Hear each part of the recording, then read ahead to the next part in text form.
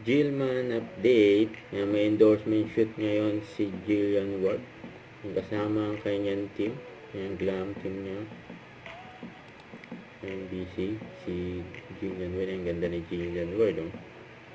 Yan ang mula ng blessing. Ito sa post ng DW. And Timeless Cosmetic. Jillian Ward in the house. So, ang ganda ng model. Samantala si Eman Pacquiao, yung bagong newest ambassador ng I Am Worldwide. Congrats. Yan ang mulan din ng blessing para kay Eman. Yan, napasayaw pa nga si Eman.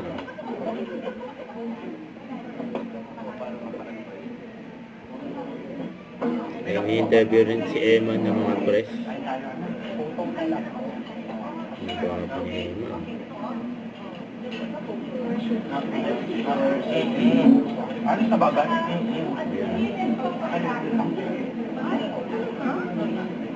Hindi na pwede yes, abangan dito. Ever since ba alam mo na man pa naman? Yes, simula bata ko na lang ito. Doon kang mugod sa kanya ng husay ng gabi. Man, nabanggit mo kanina na hindi mo alam siyempre, masaya ko nakakabigay sa lakas ko. Lalo ako na-inspired na kikilig ka. Siyempre, happy ako ng punta sila, nag-support sila. Tao din, nag-support sila. Ba't ba lang sila?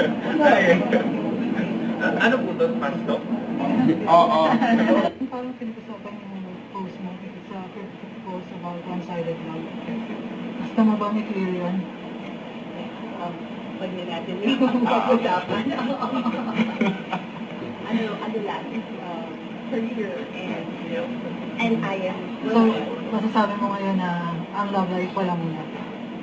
Right now, focus lang ako sa boxing ko at sa pamilya ko.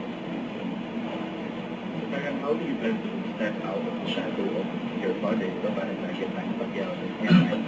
Paano ba mabibuild ni Eman yung sarili niya as his own brand in terms of the boxing and specific na klase ng boxing ko? I don't know. Na gusto mo dun ka makilala? They'll know the difference because Manny Pacquiao is Manny Pacquiao. Eman Bacos Pacquiao is Eman Bacos Pacquiao. Saka kung terms naman sa being godly, we're both godly naman. Siyempre, our faith is the same with God. You know? We're both loving.